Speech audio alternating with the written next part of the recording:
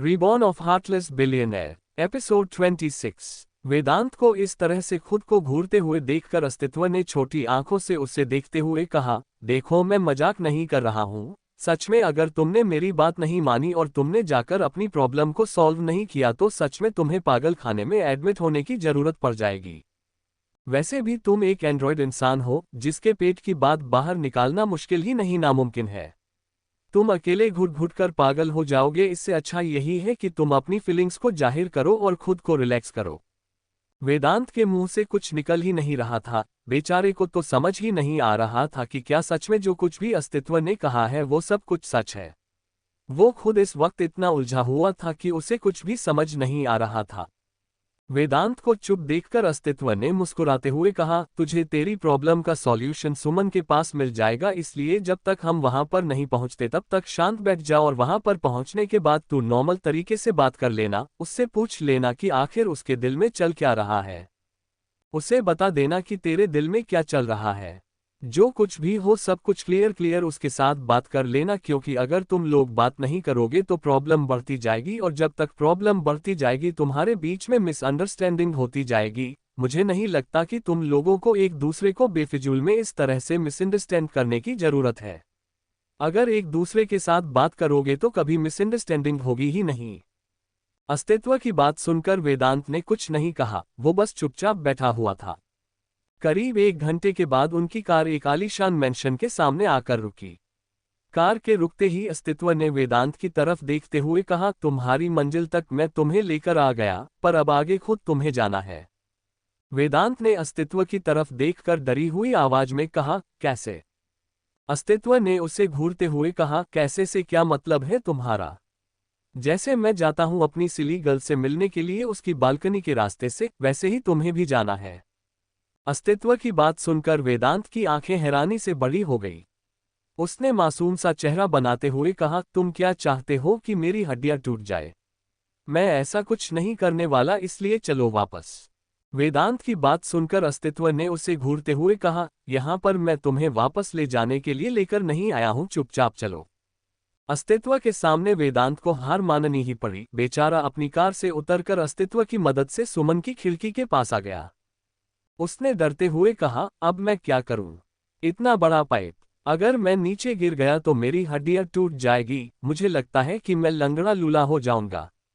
मुझे इतनी जल्दी लंगड़ा लूला नहीं होना। प्लीज मेरे भाई मुझे छोड़ दे, मुझे छोड़ दे। मुझे कुछ नहीं करना, कुछ भी नहीं करना। मेरे दिल में, मेरे दिमाग में कुछ नहीं चल रहा है। मैं बिल्कुल नॉर्मल हूं, बिल्कुल नॉर्मल। तू टेंशन मत ले, कोई तेरे दोस्त को पागल खाने में एडमिट नहीं करेगा। वेदांत को इस तरह से बकवास करते हुए देखकर अस्तित्व ने उसके सर पर मारते हुए कहा, बकवास हो गई हो तो अब चुपचाप ऊपर चला जा, और रही बात तेरे गिरने की तो अगर तू नीचे गिरा ना तो मैं हूं तुझे यहां पर पकड़ने के लिए। मैं प्रॉमिस करता हूं तू अगर नीचे गिरा तो मैं तुझे गिरने नहीं दूंगा, तुझे मरने भी नहीं दूंगा। अब चुपचाप ऊपर चढ़। आखिर में अस्तित्व के सामने हार मानकर वेदांत ने गहरी सांस लेते हुए कहा, हे महादेव बचा लेना। कहते हुए वो पाइप से ऊपर चढ़ने लगा। 2-3 बार वो सच में फिसलते फिसलते बचा। आखिर में जब वो बालकनी के पास पहुंच गया तो उसे ऐसा लगा जैसे किसी ने उसे जीवन दान दे दिया हो। उसने गहरी गहरी सांस लेते हुए खुद से कहा, हे भगवान, ऐसा लग रहा है जैसे मैं सपना देख रहा हूं। मैं सच में ऊपर पहुंच गया, ऊपर पहुंच गया। कहते हुए वो खुशी से नाचने लगा। तभी नीचे से अस्तित्व ने कहा, नाचने का वक्त नहीं है, जाओ और उसे मना। उसके साथ बात कर, तब जाकर तुम्हारी प्रॉब्लम सॉल्व होगी। सिर्फ उसके पास जाना नहीं बल्कि उसे मनाना। अस्तित्व की बात सुनकर वेदांत को एहसास हुआ कि यहां पर वो क्यों आया है। उसने गहरी सांस लेकर डरते हुए कहा, ठीक है जाता हूं। कहते हुए उसने एक नज़र सुमन की बालकनी के दरवाजे की तरफ देखा। दरवाजा हल्का सा खुला था और लाइट भी ऑन थी, इसका मतलब सुमन अभी तक सोई नहीं थी। वेदांत धीमे कदमों से चलता हुआ बालकनी के दरवाजे के पास आ गया। उसने दरवाजे से अंदर झांक कर देखा तो उसका ध्यान स्टडी टेबल पर बैठकर किताब में घुसी हुई सुमन पर चला गया। उसकी आंखों पर स्पेक्टिकल्स ग्लासेज लगे हुए थे, उसके बालों का मैसी बन बना हुआ था। उसने एक सिंपल सी शर्ट और सिंपल सा लोवर पहना हुआ था। वो सिंपल से कपड़ों में काफी क्यूट लग रही थी। वो बिल्कुल भी टॉमबॉय नहीं लग रही थी, बल्कि इस वक्त वो सच में लड़की लग रही थी। सुमन को देखकर वेदांत सब कुछ भूलकर उसे देखता ही रह गया। काफी देर के बाद उसे एहसास हुआ कि वो क्या कर रहा है। उसने जल्दी से खुद को संभाल लिया और अंदर आ गया। उसके अंदर आते ही सुमन को ऐसा लगा जैसे कोई अंदर आया है। उसने धीरे से कहा, कौन है? कहते हुए उसने पलट कर देखा तो उसे कोई भी नजर नहीं आया। वेदांत जल्दी से पीछे छुप गया था। उसने खुद से कहा, हे भगवान, अगर उसने मुझे देख लिया तो कहीं ये मेरा सर ना फोड़ दे। मुझे इतनी जल्दी मरना नहीं है और पागल भी नहीं होना। जिस तरह की ये खतरनाक लड़की है ये कुछ भी कर सकती है, बचा लेना भगवान। कहते हुए वो अपनी आंखों को बंद करके भगवान का नाम जपने लगा। तभी सुमन का ध्यान पर्दे से नीचे नजर आ रहे दो जूते पर गया, जिन्हें देखकर उसकी आंखें छोटी हो गई। उसने खुद से कहा, मेरे घर में चोर आकर मेरे रूम में आकर छुप गया और उसे लगता है कि मैं उसे ढूंढ नहीं पाऊंगी। आज तो इस चोर का अच्छे से गेम बजाना पड़ेगा। सोचते हुए सुमन अपने रूम में कुछ ढूंढने लगी। आखिर में उसे हॉकी स्टिक मिल गई। उसने हॉकी स्टिक को मजबूती से अपने हाथ में पकड़ते हुए कहा, आज चोर की पीठ लाल ना कर दी तो मेरा नाम भी सुमन नहीं। कहते हुए सुमन धीमे कदमों से चलती हुई पर्दे के पास आ गई। उसने पर्दे पर जोर से वार किया। इस वक्त वेदांत बाहर आ गया। बाहर आकर उसने जल्दी से सुमन के हाथ को पकड़ते हुए कहा, पागल लड़की, क्या कर रही हो? क्या मेरी जान लेना चाहती हो? वेदांत को देखकर सुमन की आगे हैरानी से बड़ी हो गई। उसके मुंह से कुछ निकल ही नहीं रहा था। उसने हैरानी से कहा, क्या तुम सच में मेरे सामने हो या फिर मैं चोर में तुम्हें देख रही हूं? देखो, अगर ऐसा है ना तो चोर भैया, मैं आखिरी बार कह रही हूं, मुझे उसका चेहरा भी नहीं देखना है। कितनी मुश्किल से उसके चेहरे को भुलाया है, इतनी मुश्किल से पढ़ाई करने के लिए बैठी थी और अब तुम दोबारा सामने आकर मेरी पढ़ाई का नुकसान करना चाहते हो। आखिर चल क्या रहा है तुम्हारे दिमाग में? सुमन लगातार बोलती जा रही थी। वही वेदांत चुपचाप उसकी बातें सुन रहा था। आखिर में काफी देर बाद भी जब वेदांत ने जवाब नहीं दिया तो सुमन ने अपने दोनों हाथ कमर पर रखकर उसे घूरते हुए कहा, अगर तुम सच में मेरे वेदू हो तो जल्दी से मुझे यहाँ पर किस करो। सुमन की बात सुनकर वेदांत ने मुस्कुराते हुए सुमन की तरफ देखा, जिसे देखकर सुमन ने मुंह बनाते हुए कहा, देखा अभी के अभी सच पकड़ लिया ना, तुम कोई और हो। मुझे बस तुम्हारे में अपने वेदांत का चेहरा नजर आ रहा है। सुमन ने इतना कहा ही था कि वेदांत ने आगे बढ़कर हल्के से उसके होठों को चूम लिया। वेदांत ने जैसे ही ये किया सुमन की आंखें हैरानी से बड़ी हो गई। उसके मुंह से कुछ निकल ही नहीं रहा था, वो बस फटी आंखों से वेदांत की तरफ देख रही थी। उसने हैरानी से अपने दिल पर हाथ रखते हुए कहा, नहीं नहीं, ये गलत है, ये झूठ है। मैं नहीं, ये नहीं। सुमन ठीक से कुछ बोल ही नहीं पा रही थी। वेदांत ने जब देखा कि सुमन कुछ नहीं बोल पा रही है, उसने सुमन के पास आकर उसे कमरे से पकड़कर अपने करीब खींच लिया और कहा, मैं वेदांत, तुम्हारा वेदू हूं। ध्यान से आंख खोल के अपने आप गालों पर चिमटी काट के देख लो, मैं ही हूं और मैंने ही अभी तुम्हें होठों पर किस दी है, जो कि तुमने खुद मांगी थी, मैंने अपनी मर्जी से नहीं दी है। वेदांत की बात सुनकर सुमन को समझ नहीं आ रहा था कि वो क्या कहे। काफी देर तक वो चुप रही। सुमन को चुप देखकर वेदांत ने धीरे से उसके कानों के पास अपने होंठ लाकर मुस्कुराते हुए कहा, लगता है कि मुझे देखने में इतना खो गई हो कि तुम्हारे मुंह से कुछ निकल ही नहीं रहा है। अगर कुछ निकल नहीं रहा है तो क्या हम डॉक्टर के पास चले या फिर ठंडा पानी डाल दे तुम्हारे चेहरे पर, ताकि तुम दोबारा होश में वापस आ जाओ। वेदांत की बात सुनकर सुमन ने जैसे वापस होश में आए, उसने जल्दी से वेदांत को खुद से दूर करके अपने बालों को पकड़ते हुए कहा, नहीं नहीं, तुम मेरे रूम में क्यों आओगे? तुम तो मुझे बिल्कुल पसंद ही नहीं करते। इस तरह से तो प्यार में पागल आशिक रूम में आते हैं, और तुम प्यार में पागल होना तो दूर की बात है, प्यार में भी नहीं हो। मेरे मतलब, मैं गलत सोच रही हूँ या फिर कोई है जो मेरे साथ प्रैंक करने के लिए तुम्हारा मास्क पहन कर आया है? देखो, तुम जो कोई भी हो ना, सच कह रही हूँ, जान ले लूंगी। पहले से ही दिमाग खराब है, अब दोबारा खराब किया तो इस बार काम तमाम कर दूंगी। सुमन को इस तरह से बदमाश की तरह बात करते देखकर वेदांश जोर जोर से हंसने लगा। उसने हंसते हुए कहा, ओ माय गॉड, तुम और तुम्हारी धमकी दोनों बहुत फनी है। सबसे पहली बात, मैं असली वेदांत हूँ। अगर यकीन नहीं है तो अभी के अभी तुम मेरे नंबर पर कॉल कर सकती हो।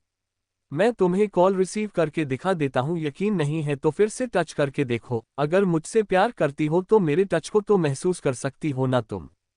वेदांत की बात सुनकर सुमन चुप हो गई। कुछ देर के बाद सुमन को यकीन हो गया कि वेदांत सच में उसके सामने है। वो अपने मुंह पर हाथ रखकर वेदांत को देख रही थी। आखिर में उसने नॉर्मल तरीके से कहा, तुम यहाँ पर क्या कर रहे हो? जहां तक मुझे पता है कि तुम्हें मुझसे कोई मतलब नहीं है, मुझसे कोई मतलब ना होने के बावजूद तुम यहाँ पर हो, इसका कोई ना कोई तो मतलब है। अब सीधे सीधे बताओ कि आखिर तुम यहाँ पर क्या कर रहे हो? तुम्हारा कोई मकसद है या फिर तुम कुछ करना चाहते हो? देखो, अगर तुमने मेरे साथ कुछ भी करने के बारे में सोचा ना तो मैं तुम्हें छोड़ूंगी नहीं। सुमन की बात सुनकर वेदांत ने अपनी गर्दन को टेढ़ा करके धीमी आवाज में कहा, मेरा सिर्फ एक मकसद है, तुम जानना चाहेगी कि मेरा क्या मकसद है? कहते हुए वेदांत बहुत सीरियस तरीके से सुमन की तरफ देखने लगा। वेदांत को इतने सीरियस तरीके से खुद को देखते हुए देखकर सुमन की आंखें बड़ी बड़ी हो गई।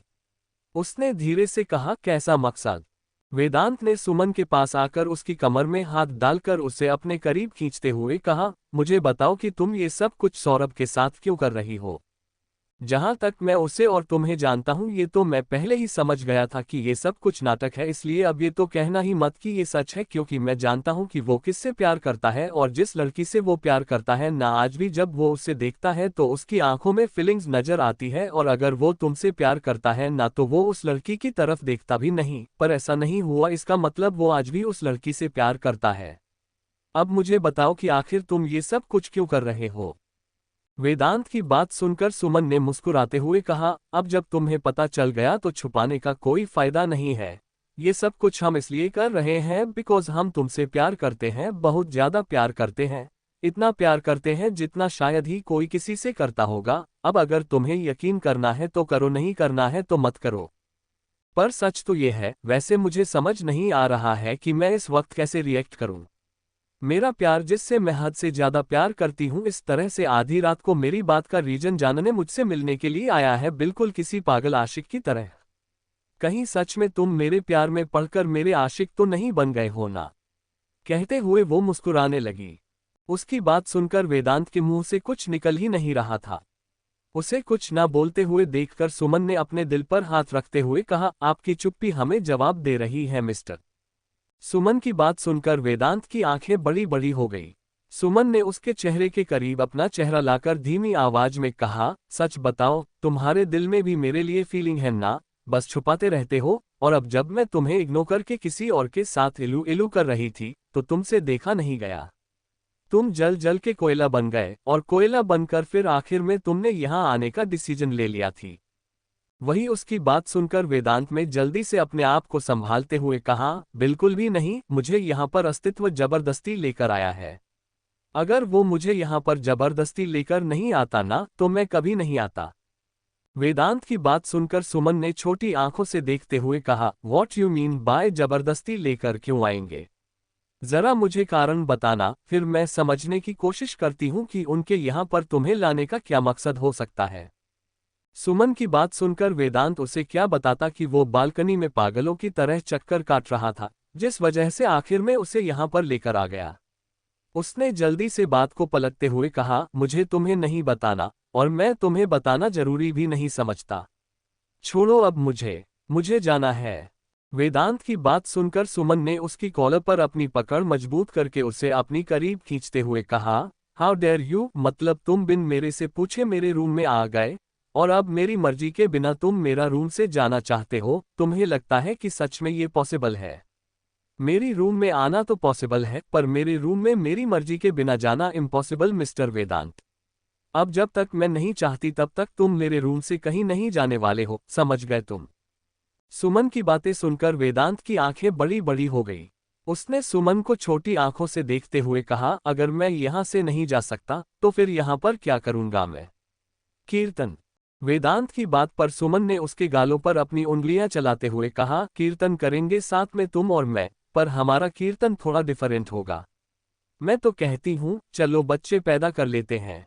बच्चे पैदा करेंगे फिर शादी करेंगे। हमारे बच्चे भी हमारी शादी के देख पाएंगे। कितनी अमेजिंग होगी ना मेरी शादी। आज की रात सिर्फ तुम, मैं और ये सुनसान अंधेरा कैमरा। यहाँ पर हम हमारे बीच की सारी दूरियां को मिटा देंगे। क्या कहते हो? कैसा है आइडिया? सुमन की बात सुनकर वेदांत की आंखें फटी की फटी रह गई। उसके मुंह से कुछ निकल ही नहीं रहा था। सुमन ने वेदांत को इस तरह से खुद को देखते हुए देखकर धीरे से कहा, अरे क्या हुआ? मेरा आइडिया कैसा लगा? ये तो बताओ। सुमन की बात सुनकर वेदांत ने जल्दी से उससे दूर करते हुए कहा, सच में तुम एक नंबर की ठरकी लड़की हो। मुझे तुमसे दूर रहना चाहिए, जितना हो सके उतना डिस्टेंस मेंटेन करना चाहिए। मुझे अब तुम्हारी नियत पर शक हो रहा है, कहीं तुम मेरी इज्जत पर हाथ ना डाल दो। वेदांत की बात सुनकर सुमन की आंखें छोटी हो गई। उसने अजीब सा मुंह बनाते हुए कहा, वॉट यू मीन बाय हाथ ना डाल दो? मतलब मेरे पास कोई हाथ ही नहीं जिससे मैं तुम्हारी इज्जत लूट लूंगी मैं? सुमन की बात सुनकर वेदांत ने कहा, तुम्हारे कहने का क्या मतलब है? सुमन ने मुंह बनाते हुए कहा, तुम्हारे जैसा डरपोक इंसान मैंने अपनी पूरी जिंदगी में नहीं देखा।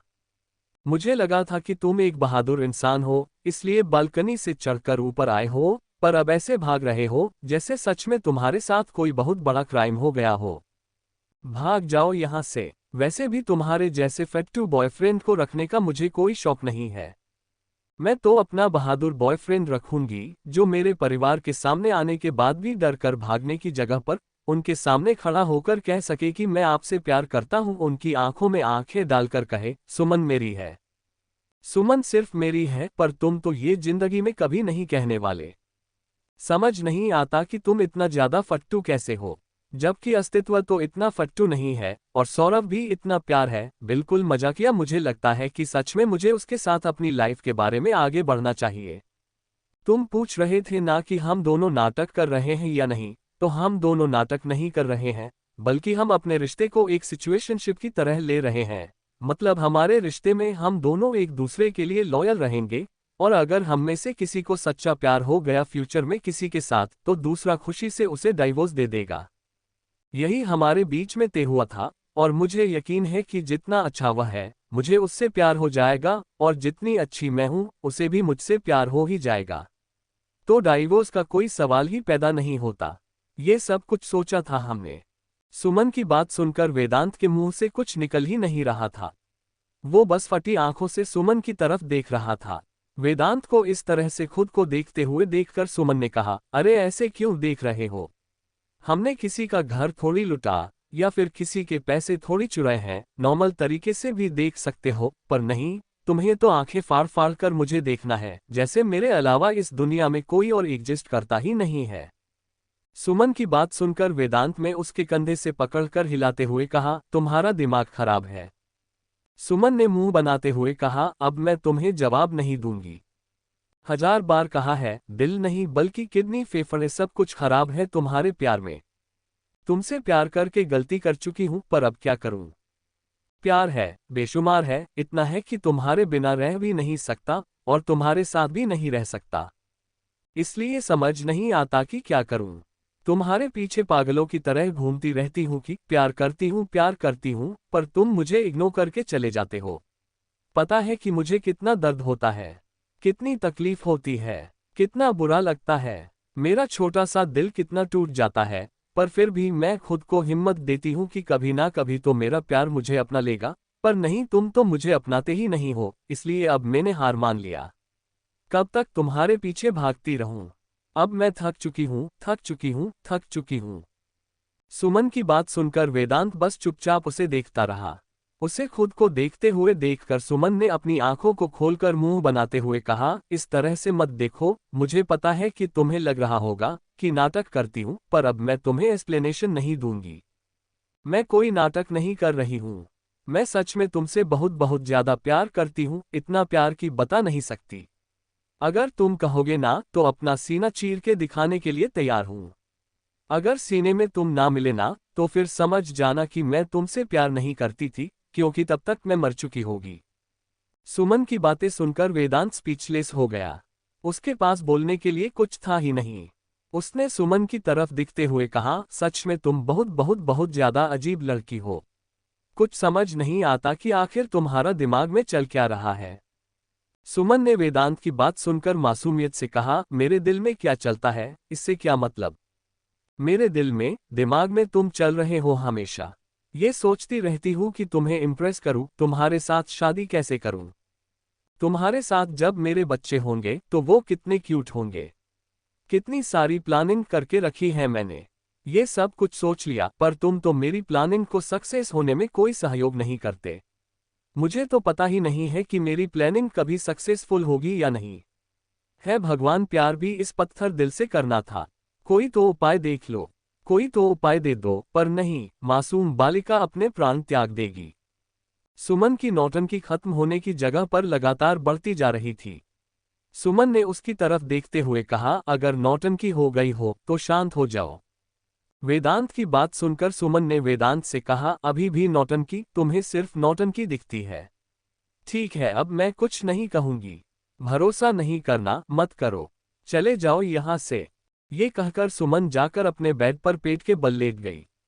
उसे इस तरह से जाते हुए देखकर वेदांत के चेहरे पर हल्की जीत वाली स्माइल फैल गई। उसने खुद से कहा, आखिर में इस लड़की ने एक्सेप्ट कर लिया कि ये और सौरभ दोनों नाटक कर रहे थे। इसे क्या लगता है कि मैं इसकी बकवास पर यकीन कर लूंगा? मुझे अच्छे से पता है कि सौरभ ऐसा बिल्कुल भी नहीं है जो किसी लड़की की जिंदगी के साथ मजाक करे, और मुझे ये भी पता है कि तुम अपनी बेवकूफ नहीं हो कि तुम ऐसा कदम उठाओ। तुम बस मुझे जलाने के लिए, मुझे दिखाने के लिए ये सारी बकवास कर रही हो, पर अब मुझे क्लियर हो गया है कि तुम्हारे दिल में आज भी मैं ही हूं। ये कहते हुए वेदांत मुस्कुराने लगा। तभी उसे एहसास हुआ कि सुमन की बात सुनकर वो मुस्कुरा रहा है। उसने खुद से कहा, इसका मतलब क्या सच में मैं प्यार?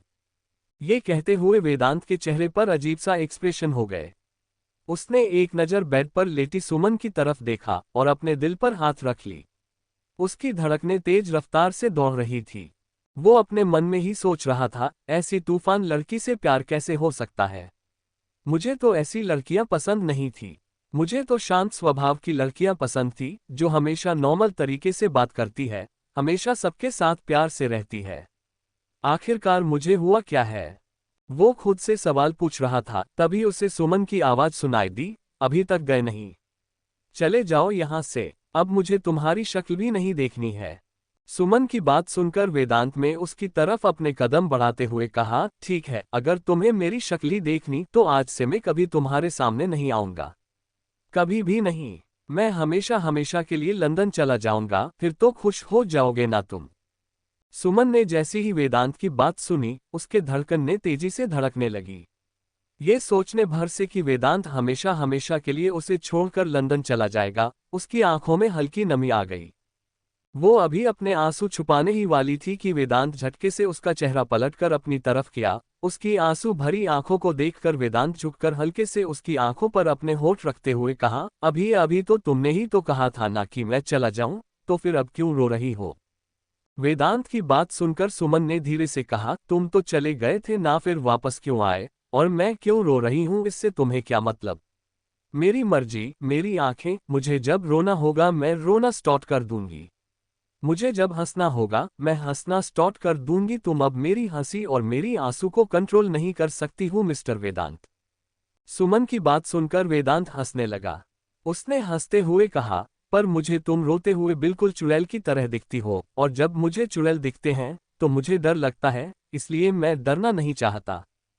वेदांत के मुंह से खुद के लिए चुड़ैल सुनकर सुमन उसे गुस्से से घूरने लगी।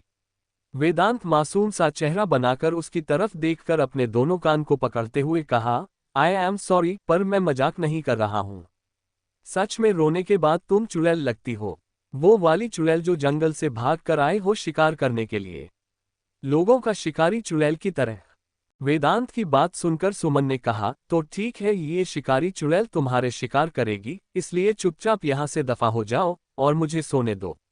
ऐसे भी तुम्हारी वजह से मेरी बस अब पढ़ाई डिस्टर्ब हो चुकी है। अब मुझे सुकून से नींद चाहिए, सुकून भरी नींद मिलेगी तभी मैं हैप्पी रहूंगी, तभी मैं फ्रेश रहूंगी, और तभी मेरी तबीयत ठीक रहेगी।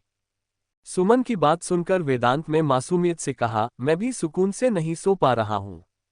मैं क्या करूं? वेदांत की बात सुनकर सुमन ने उससे घूरते हुए कहा, जाओ डॉक्टर के पास और अपना इलाज कराओ, और फिर डॉक्टर से पूछना कि मैं क्या करूं। मुझसे नहीं, मैं तुम्हें कहां से डॉक्टर नजर आती हूं। ये कहते हुए सुमन वापस लेटने लगी। तभी वेदांत में मुस्कुराते हुए कहा, अब अगर डॉक्टर फ्री नहीं हुई तो मुझे नर्स से पूछना होगा ना, और यहां पर नर्स तो तुम ही हो। वेदांत की बात सुनकर सुमन की आंखें छोटी हो गई। वेदांत ने सुमन के पास आकर उसकी कमर में हाथ डालकर उसे अपने करीब खींचते हुए कहा, सुनो ना। वेदांत के मुंह से इतने प्यार से सुनो ना सुनकर सुमन की आंखें बड़ी बड़ी हो गई। उसने खुद से कहा कि उसने मुझे इतने प्यार से बुलाया। नहीं नहीं, मैंने गलत सुना है। इतने प्यार से मुझे बुला ही नहीं सकता। ये मुझे प्यार से क्यों बुलाएगा? ये तो मुझे गुस्से से बुलाएगा, प्यार से बुला ही नहीं सकता। सुमन खुद को यकीन दिला रही थी, वही वेदांत हंसते हुए उसकी तरफ देख रहा था। वेदांत सुमन की तरफ हंसते हुए देख रहा था। वही सुमन खुद को यकीन दिलाने की कोशिश कर रही थी। सुमन ने बड़ी बड़ी आंखों से वेदांत की तरफ देखते हुए कहा, ये सच हो ही नहीं सकता, ये सपना है। ये इतने प्यार से मुझे बुला ही नहीं सकता। सुमन खुद से बात कर ही रही थी कि तभी वेदांत ने आगे बढ़कर हल्के से उसके होठों को चूम लिया। सुमन के लिए ये एक और सदमा था। उसने हैरानी से कहा, नहीं नहीं, मैं सपना देख रही हूं, ये सच हो ही नहीं सकता। सुमन को इस तरह से बर्ताव करते हुए देखकर वेदांत ने उसके गालों को जोर से खींचते हुए कहा, इडियट लड़की, ये सच है, बिल्कुल सच, सपना नहीं, इसलिए आंखें खोलो और ध्यान से मेरी तरफ देखो। मैं तुम्हारे सामने खड़ा हूं, मेरा नाम वेदांत है और मैंने अभी अभी तुम्हें किस किया है। यकीन नहीं हो रहा तो मैं दोबारा कर सकता हूं। वेदांत की बात सुनकर सुमन को अब जाकर यकीन हुआ कि सच में वेदांत उसके सामने खड़ा है और उसने अभी अभी उसे खुद से किस किया है। सुमन ने हैरानी के साथ कहा, ऐसा कैसे हो गया? तुमने मुझे खुद से किस किया? तुमने सच में मुझे खुद से किस किया? हे भगवान, मैं सपना देख रही हूं, नहीं, ये सच नहीं है। इतना खतरनाक सच कैसे हो सकता है? भगवान बचा लो, मुझे बचा लो, कहते हुए सुमन अपने दिल पर हाथ रखकर अजीब अजीब तरह से रिएक्ट करने लगी।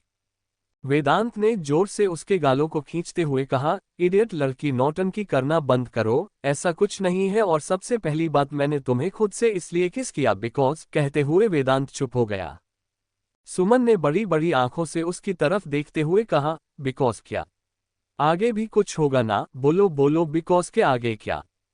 सुमन के सवाल पर वेदांत ने मुस्कुराते हुए कहा, कुछ भी नहीं। सुनने ने जब देखा कि वेदांत कुछ नहीं कह रहा है, उसने उसे खुद से दूर करते हुए कहा, कुछ नहीं है तो दूर हो जाओ मुझसे, वैसे भी मुझे फालतू लोगों के साथ फालतू में टाइम पास करना बिल्कुल भी पसंद नहीं है। छोड़ो मुझे, मुझे सोना है और तुम्हें यहाँ से भगाना है, दफा हो जाओ वरना मैं अपने डैडी को और अपनी मम्मी को बुलाऊंगी। तुम जानते नहीं कि दोनों कितने खतरनाक हैं। अगर मैंने अपने डैडी को बुलाया तो वो तुम्हें अपने जूते से मारेंगे और मम्मा को बुलाया तो वो अपने झाड़ू से तुम्हें मारेंगी। दोनों इस तरह से मार मार कर तुम्हारी हालत खराब कर देंगे कि तुम सोच भी नहीं सकते, इसलिए खुद से यहाँ से दफा हो जाओ, वरना अगर वो दोनों पीछे पड़ गए ना तो तुम्हें कोई भगवान नहीं बचा सकता। सुमन की बात सुनकर वेदांत ने मुस्कुराते हुए कहा, मुझे भगवान की क्या जरूरत है? तुम हो ना मुझे बचाने के लिए, मुझे पता है कि तुम्हारे होते हुए कोई मुझे कुछ भी नहीं कर सकता। तुम तो सामने आ जाओगी और मेरी रक्षा कर लोगी। वेदांत की बात सुनकर सुमन की आंखें छोटी हो गई। उसने अपने दोनों हाथ कमर पर रखकर वेदांत को घूरते हुए कहा, और तुम्हें क्यों लगता है कि मैं तुम्हें बचाऊंगी? मैं तुम्हें बिल्कुल नहीं बचाने वाली, बिल्कुल भी नहीं, इसलिए छोड़ो मुझे। छोड़ो, क्यों पकड़ा है इस तरह से? वेदांत ने सुमन की नाजुक सी कमर पर अपनी पकड़ मजबूत करते हुए कहा, तुम्हें बिकॉज के आगे नहीं जानना। तुमने ही तो कहा था ना कि तुम्हें बिकॉज के आगे क्या है ये जानना है। वेदांत की बात सुनकर सुमन ने कहा, नहीं जानना क्योंकि तुम्हें बताना नहीं है और मैं बार बार तुमसे पूछने वाली नहीं हूं, इसलिए मुझे कुछ नहीं जानना, छोड़ो मुझे। सुमन की बात सुनकर वेदांत ने हल्के से उसके गालों को चूमकर उसके कानों में गर्म सांसें छोड़कर धीमी आवाज में कहा, because I think I am falling in love with you. Suman ने जैसे ही ये सुना उसके हाथ पैर ठंडे पड़ गए। उसके मुंह से कुछ निकल ही नहीं रहा था। उसने अपनी बड़ी बड़ी आंखों से वेदांत की तरफ देखते हुए कहा, क्या कहा तुमने? सुमन की बड़ी बड़ी आंखों को देखकर वेदांत ने मुस्कुराते हुए कहा, वही कहा जो तुमने सुना। तुमने क्या सुना ये तो तुम्हें पता है ना, तो तुम दोबारा मुझसे क्यों पूछ रही हो? सुमन ने वेदांत के जवाब पर उसे घूरते हुए कहा, नहीं, दोबारा कहो, तुमने क्या कहा? अभी अभी तुमने जो कहा मैंने वही सुना। तुमने सच में वही कहा? बताओ, फिर से बताओ। सुमन को इस तरह से रिएक्ट करते हुए देखकर वेदांत ने मुस्कुराते हुए कहा, मुझे जो कहना था मैंने कह दिया, अब तुम्हें जो सुनना है तुम सुन लो। पर अब मैं अपनी बात को रिपीट नहीं करने वाला क्योंकि मुझे अपनी बात रिपीट करना पसंद नहीं है। सुमन ने जब देखा कि वेदांत रिपीट नहीं कर रहा है, उसने गुस्से से कहा, मैंने कहा बताओ तुमने क्या कहा? तुम बार बार इस तरह से मुझे परेशान नहीं कर सकते, बताओ ना तुमने क्या कहा? सुमन को इस तरह से रिएक्ट करते हुए देखकर वेदांत ने हल्के से उसके गालों को चूमते हुए कहा, आई think I am falling in love with you. मुझे तुमसे प्यार हो गया है। प्यार है, बेशुमार है, मुझे नहीं पता कब, क्यों, कैसे, किस तरह से, पर मुझे तुम्हारे जैसी इडियट, नालायक, इरिटेटिंग लड़की से प्यार हो गया है। तुम्हें पता है, मैंने हमेशा सोचा था कि मुझे अपनी लाइफ में एक प्यारी सी लड़की चाहिए जो शांत हो, सुलझी हुई हो, हमेशा सबके साथ अच्छे से बर्ताव करे, किसी के साथ बदतमीजी ना करे। पर मुझे इस लड़की से प्यार हो गया जो हमेशा सबके साथ बदतमीजी से बात करती है, जो सबको इरिटेट करती है, जो सबका जीना हराम करती है। मतलब मुझे जैसी लड़की चाहिए थी, मुझे बिल्कुल उसके अपोजिट बर्ताव करने वाली लड़की से प्यार हो गया, जो कि मुझे खुद भी नहीं लगा था कि कभी होगा। पर यही सच है कि मुझे तुमसे प्यार है, बेशुमार है।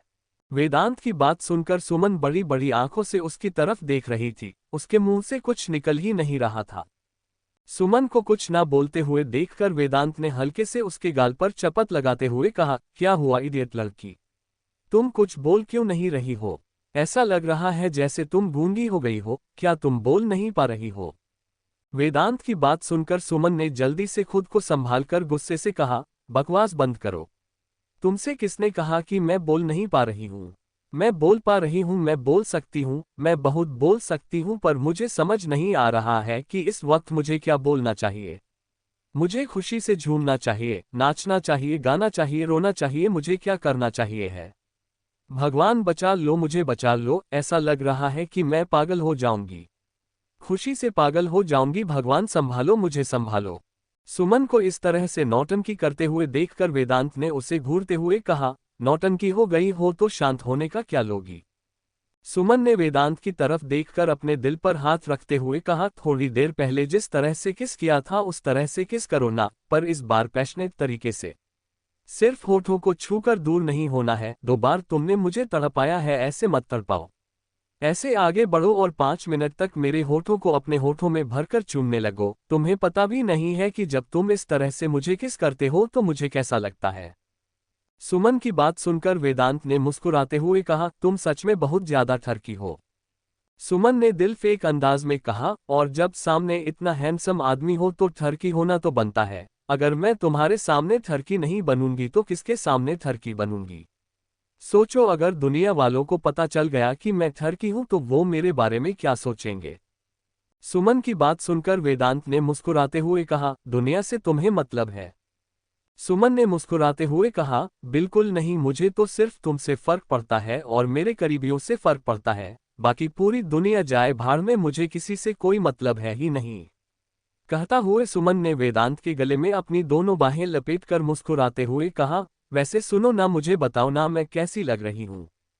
सुमन की बात सुनकर वेदांत ने सुमन को ऊपर से नीचे तक देखा। इस वक्त एक सिंपल सा पजामा, सिंपल सी ढीली टी शर्ट और मैसी बालों के साथ वो सच में काफी क्यूट लग रही थी। वेदांत ने मुस्कुराते हुए कहा, तुम लड़की लग रही हो। वेदांत की बात सुनकर सुमन के चेहरे के एक्सप्रेशन चेंज हो गए।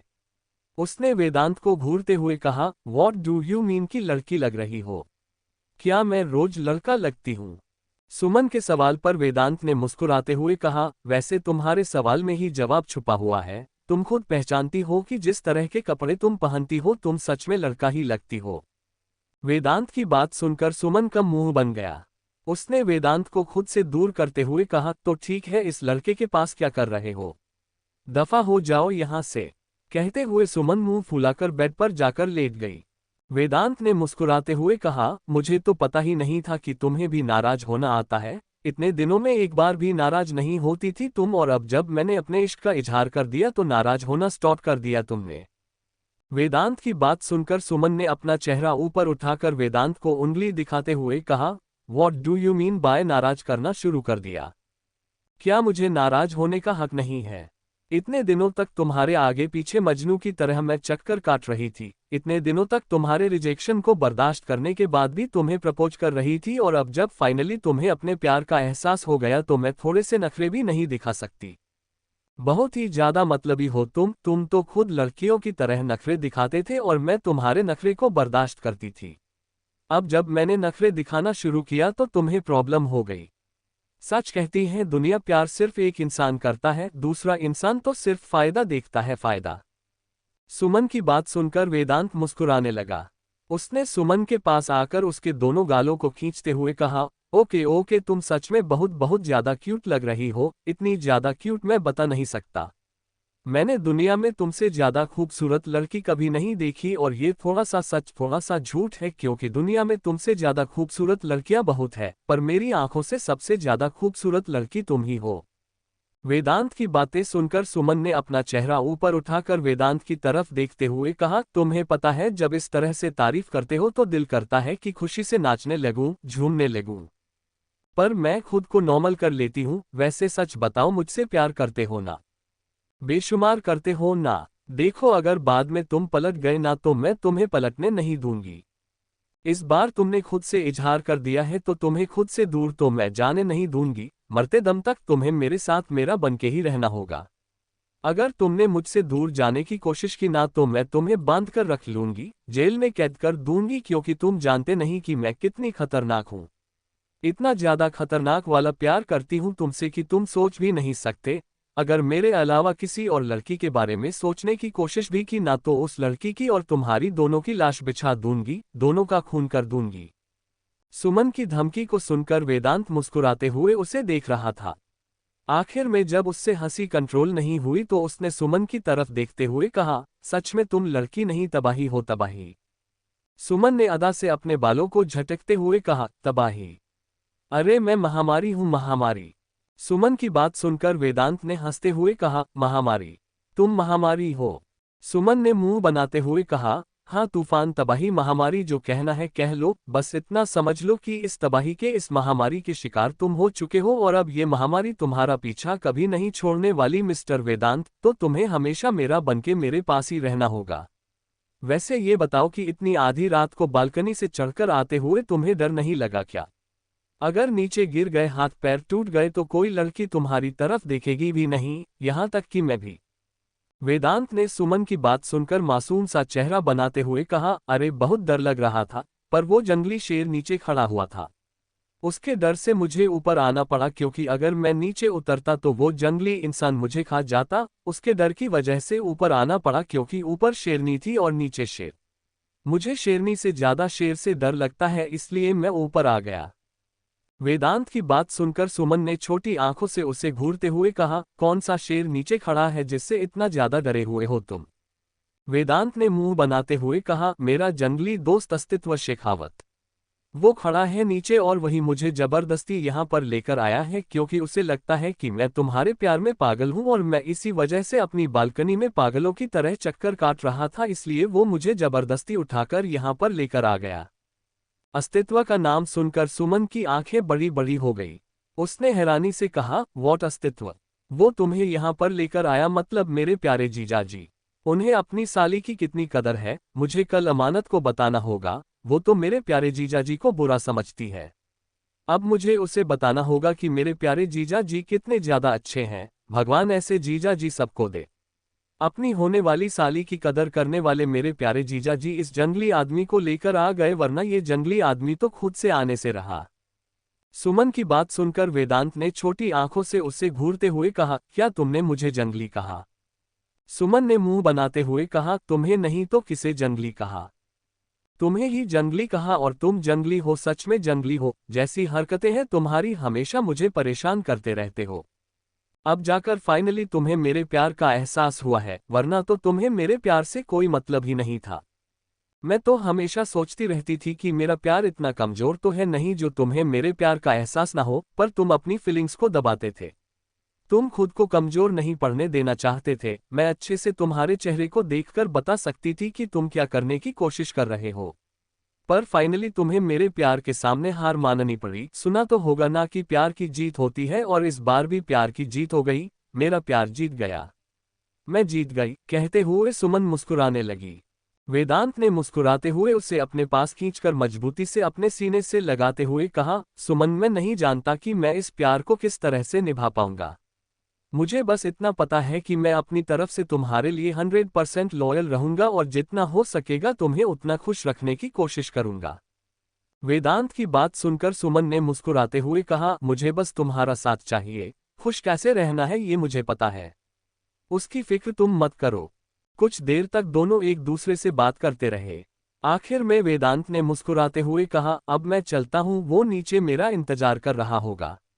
कहते हुए वेदांत बालकनी से जाने वाला था कि सुमन ने उसके हाथ को पकड़कर रोकते हुए कहा, अरे बालकनी से मत जाओ, अगर नीचे गिर गए और टांगे टूट गए तो मुझे लंगड़ा पति मिलेगा और मुझे एक लंगड़े आदमी से शादी नहीं करनी। सुमन की बात सुनकर वेदांत की आंखें छोटी हो गई। सुमन ने उसे घूरते हुए कहा, ऐसे क्यों घूर कर देख रहे हो? जैसे तुम सच में लंगड़े हो चुके और मैंने तुमसे शादी करने के लिए मना कर दिया है। मुझे यकीन है कि तुम खुद भी लंगड़े नहीं होना चाहते, इसलिए चुपचाप दरवाजे से चलो। वैसे भी मेरी माँ और मेरे पापा दोनों सो चुके होंगे और दोनों की नींद इतनी पक्की है कि अगर घर में भूकंप भी आ जाए ना तो भी दोनों नहीं उठने वाले, इसलिए चलो। कहते हुए सुमन वेदांत का हाथ पकड़कर उसे लेकर लिविंग रूम में आ गई। उसने लिविंग रूम का दरवाजा खोला, बाहर सिक्योरिटी गार्ड्स मौजूद थे। सुमन ने उन दोनों को घूरते हुए कहा, अगर माँ या पापा को कुछ भी बताने की हिम्मत की तो तुम लोगों की टांगे तोड़ दूंगी। सुमन की धमकी सुनकर उन दोनों ने डरते हुए अपना सर हिला दिया। वेदांत ने खुद से कहा, ये लड़की हर किसी को धमकी देने के अलावा कुछ और नहीं करती। वेदांत के चेहरे के एक्सप्रेशन देखकर सुमन ने मुस्कुराते हुए कहा, माय डियर फ्यूचर होने वाले हस्बैंड जी, मैंने उन लोगों को धमकी आपके लिए दी है, इसलिए खुश होने की जगह पर मुझे घूरना बंद कीजिए और बाहर चाहिए। मेरे जीजा जी आपका इंतजार करते होंगे, बाय बाय। कहते हुए सुमन ने वेदांत को फ्लाइंग किस दी और अंदर आ गई। वेदांत ने अपना सर हिलाया और बाहर अस्तित्व के पास आ गया, जो कि कार पर बैठकर अमानत की तस्वीर को देख रहा था। वेदांत को देखते ही अस्तित्व ने कहा, मिल लिया, इजहार कर दिया, फाइनली तुम्हारे दिल की बेचैनी खत्म हो गई। अस्तित्व की बात तो सुनकर वेदांत से मुस्कुराते हुए कहा, थैंक यू सो मच मेरे यार। कहते हुए उसने मजबूती से अस्तित्व को गले लगा लिया। अस्तित्व ने उसके सर पर हाथ फेर कर मुस्कुराते हुए कहा, मैंने कहा था ना, प्यार हर एक तकलीफ की दवा है। जब तुझे पता था कि तुझे वो पसंद है तो तूने क्यों उसे खुद से दूर जाने के लिए कहा? अपनी फीलिंग्स को दबाने से कुछ नहीं होता। मैंने भी कोशिश की थी, पर अगर हमें किसी से प्यार है ना तो हम चाहकर भी अपनी फीलिंग्स को नहीं दबा सकते। वो एक ना एक मोमेंट पर बाहर आ ही जाती है और तेरी फीलिंग्स भी बाहर आ गई थी। अच्छा हुआ ना मैंने तुझे एहसास दिला दिया कि तू उससे प्यार करता है। अब चल जल्दी से। कहते हुए अस्तित्व ने वेदांत का हाथ पकड़ लिया और उसे लेकर कार के अंदर बैठ गया। कुछ ही देर में वो लोग वापस शेखावत मैंशन आ चुके थे। वेदांत इस वक्त काफी खुश था और मुस्कुराते हुए बाहर के नज़ारों को देख रहा था। अस्तित्व ने जब देखा कि कार के रुकने के बाद भी वेदांत बाहर नहीं आ रहा है, उसने कार का दरवाजा खोला और बाहर आकर जोर से चिल्लाते हुए कहा, प्यार में पागल आशिक, हम घर पहुंच चुके हैं। अगर अपने सपनों की दुनिया में खोकर हो गया हो तो बाहर आ जाओ। उसके चिल्लाने की आवाज सुनकर वेदांत जैसे सच में सपनों की दुनिया से जागा हो, वो जल्दी से कार का दरवाजा खोलकर बाहर आ गया। उसने अजीब सी मुस्कुराहट के साथ कहा, वो मुझे पता ही नहीं चला। कहते हुए वो अजीब सी मुस्कुराहट के साथ अस्तित्व की तरफ देखने लगा। अस्तित्व ने अपने दोनों हाथ पेंट की पॉकेट में डालकर मुस्कुराते हुए कहा, तुम्हारी हरकतें, तुम्हारे चेहरे के एक्सप्रेशन सब कुछ बता रहे हैं तुम किस हद तक प्यार में पागल हो चुके हो। मतलब कार के रुकने के बाद भी तुम खिड़की से बाहर के नज़ारे को ऐसे देख रहे थे जैसे हम रास्ते पर चल रहे थे, और तुम बाहर की खूबसूरत ग्रीनरी को देख रहे हो जबकि बाहर इस वक्त हमारा मेंशन है। अस्तित्व की बात सुनकर वेदांत ने अपने बालों में हाथ फेरते हुए कहा, यार तुम मेरा मजाक मत उड़ाओ, मुझे नहीं पता कि मुझे क्या हुआ है। बार बार मुझे सुमन के साथ थोड़ी देर पहले जो कुछ भी हमने साथ में टाइम स्पेंड किया सब कुछ याद आ रहा है। उसकी बातें, उसका इजहार, मेरा इजहार, सब कुछ सच में कितना खूबसूरत था। सब कुछ, कोई स्पेशल डेकोरेशन नहीं, कोई स्पेशल मोमेंट नहीं, पर हम दोनों एक दूसरे के साथ थे और वही मोमेंट हमारे लिए स्पेशल बन गया। वेदांत की बात सुनकर अस्तित्व ने आसमान में चमक रहे चांद सितारों की तरफ देखते हुए कहा, जब हमारे साथ हमारा स्पेशल इंसान होता है ना तो वही मोमेंट हमारे लिए सबसे स्पेशल बन जाता है, इसलिए तुम्हें इसके बारे में ज्यादा सोचने की जरूरत नहीं है। अस्तित्व की बात सुनकर वेदांत ने बाहर आकर मुस्कुराते हुए कहा, आई थिंक तुम सच कह रहे हो। जब हमारे पास हमारा स्पेशल इंसान होता है तो वही मोमेंट हमारे लिए सबसे स्पेशल हो जाता है, और ये मोमेंट मेरे लिए सबसे ज़्यादा स्पेशल हो गया था क्योंकि मेरे साथ मेरा प्यार, मेरी मोहब्बत, मेरी सुमन थी। वैसे अमानत को तुम कब प्रपोज करने वाले हो? वेदांत की बातें सुनकर अस्तित्व ने उसे छोटी आंखों से घूरते हुए कहा, मैंने उसे ऑलरेडी प्रपोज कर दिया है और उसे भी पता है कि मैं उससे प्यार करता हूँ, तो अब मैं उसे दोबारा प्रपोज क्यों करूँगा? अस्तित्व की बात सुनकर वेदांत ने उससे घूरते हुए कहा, what do you mean by दोबारा प्रपोज क्यों करूंगा? क्या तुम नहीं चाहते कि उसे कुछ स्पेशल फील हो? तुमने उसे प्रपोज किया था बस सिंपल तरीके से। मुझे लगता है कि तुम्हें उसे बहुत प्यार से अच्छे से इंतजाम करके प्रपोज करना चाहिए। वेदांत की बात सुनकर अस्तित्व ने उससे घूरते हुए कहा, अच्छा तुमने खुद उसके घर पर जाकर सिंपल तरीके से सुमन को प्रपोज किया और मुझे कह रहे हो कि मुझे स्पेशल तरीके से अमानत को प्रपोज करना चाहिए। काफी अमेजिंग इंसान हो तुम। अस्तित्व की बात सुनकर वेदांत ने अपना सर हिलाते हुए कहा, तुम मेरी बात नहीं समझ रहे हो, मेरी और सुमन की बात अलग है। हम दोनों को तामझाम पसंद नहीं है। सुमन भी एक सिंपल लड़की है, उसके लिए बस मेरा इजहार बहुत काफी था। अगर मैं इंतजाम भी करूंगा ना तो भी वो ज्यादा रिएक्शन नहीं देगी। वो बस थोड़ी सी मुस्कुराहट के साथ मेरी तरफ देखेगी प्यार से। पर अमानत बहुत डिफरेंट है और तुम्हें अमानत के लिए सब कुछ करना चाहिए। वेदांत की बात पर अस्तित्व ने उसके कंधे पर हाथ रखते हुए कहा, ये सारी बातें हम बाद में करेंगे, फिलहाल चलो अंदर। सोने का वक्त हो गया है, कल सुबह मुझे अपनी सिली गर्ल से मिलने के लिए भी जाना है। कहते हुए अस्तित्व अंदर चला गया। वेदांत ने अपना सर हिला दिया और वो भी अपने रूम में सोने के लिए चला गया। उन दोनों के अंदर आते ही लिविंग रूम में सौरभ, जो कि चिप्स खाते हुए टीवी देख रहा था, उस पर उनका ध्यान चला गया।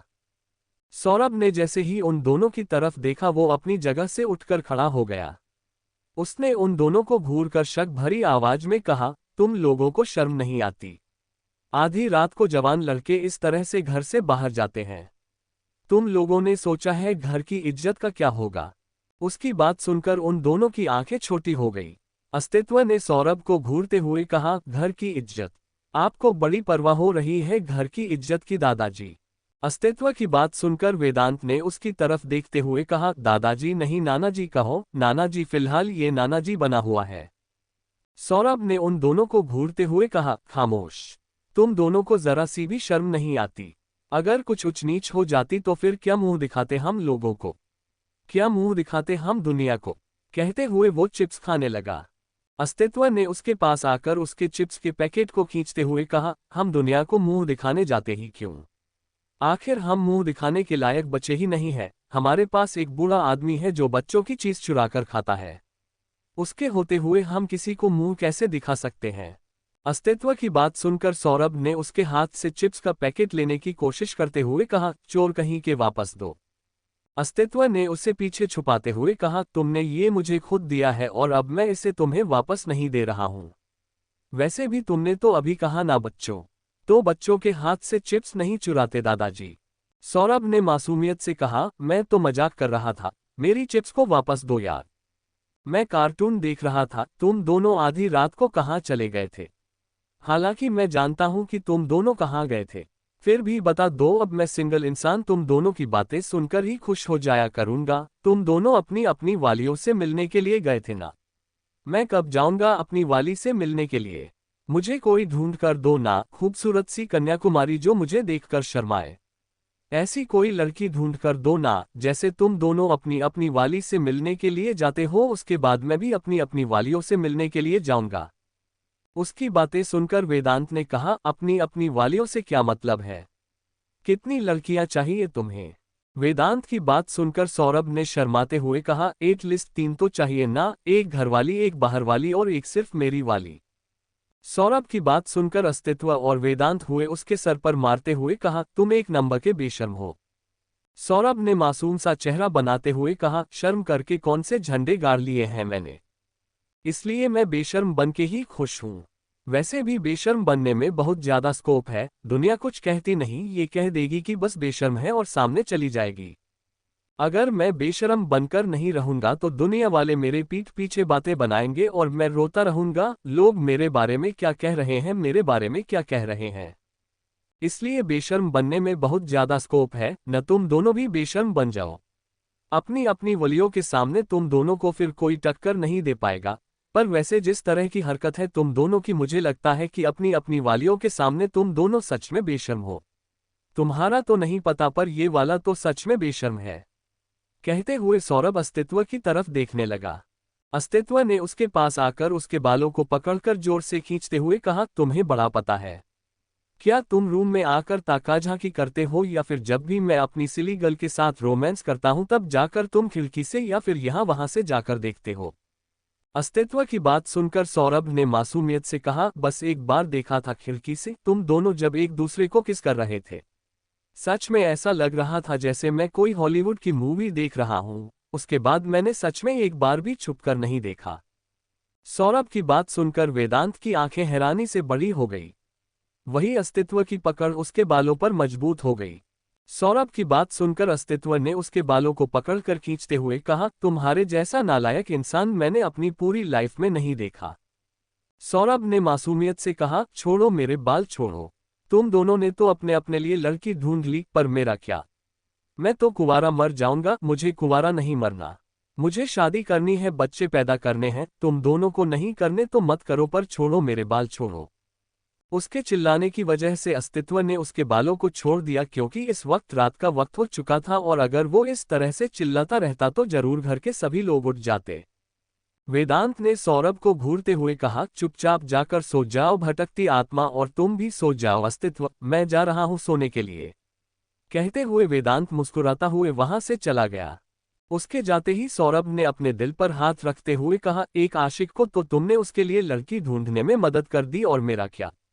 मेरे लिए भी लड़की ढूंढ कर दो। सौरभ की बात सुनकर अस्तित्व ने कहा, क्यों, लड़की तुमने पहले से ढूंढ नहीं रखी है? अस्तित्व की बात सुनकर सौरभ ने गुस्से से कहा, देखो मैंने उसे पहले ही भुला दिया है। अब मुझे कोई प्यारी सी क्यूट सी लड़की चाहिए, बिल्कुल तुम्हारी अमानत की तरह। अगर तुम्हें अमानत पसंद नहीं है तो तुम मुझे दे दो। अस्तित्व ने जैसे ही ये सुना उसने गुस्से से सौरभ की तरफ देखा। वो सौरभ को मारने के लिए अपना हाथ आगे बढ़ाने ही वाला था कि सौरभ ने कहा, बचा लो भगवान।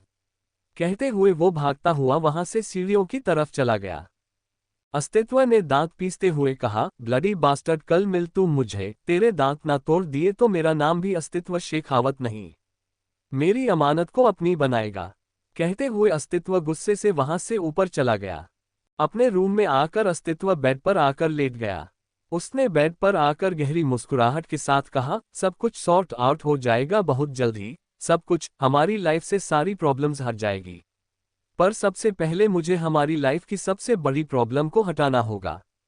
सोचते हुए अस्तित्व की आंखों के सामने राघव का चेहरा घूमने लगा। उसने दांत पीसते हुए कहा, अब वो घटिया इंसान मुझे तो अपना बेटा मानेगा नहीं। मेरी जान लेने से पहले भी वो एक बार नहीं सोचेगा, इसलिए अब मुझे पहले उसका काम तमाम करना होगा। सोचते हुए अस्तित्व के चेहरे पर बेहद डरावनी मुस्कुराहट आ गई। उसने साइड टेबल पर रखा हुआ अपना मोबाइल उठाया और किसी का नंबर डायल किया। कुछ देर के बाद दूसरी तरफ से किसी ने कॉल उठाते हुए कहा, बॉस, आपने जो कहा था वो हो गया है। अस्तित्व ने जैसे ही ये सुना उसके होठों के कोने टेढ़े हो गए। उसने अपनी आंखों को बंद करके गहरी मुस्कुराहट के साथ कहा, वेरी गुड। कहते हुए उसने कॉल कट करके मोबाइल को साइड में रख दिया। इस वक्त उसका मोबाइल रिंग करने लगा। उसने गर्दन को टेढ़ा करके देखा। इस वक्त रात के 2 बजे बज रहे थे। 2 बजे मोबाइल बजते हुए देखकर उसकी आंखें छोटी हो गई। कुछ सोचकर उसने मोबाइल उठाकर देखा तो उस पर एक जाना पहचाना नाम फ्लैश हो रहा था, जिसे देखकर अस्तित्व के चेहरे के एक्सप्रेशन अजीब से हो गए। उसने कुछ देर तक नंबर को घूर कर देखा और फिर कॉल उठा लिया। उसके कॉल उठाते ही दूसरी तरफ से उसे किसी की आवाज सुनाई नहीं दी।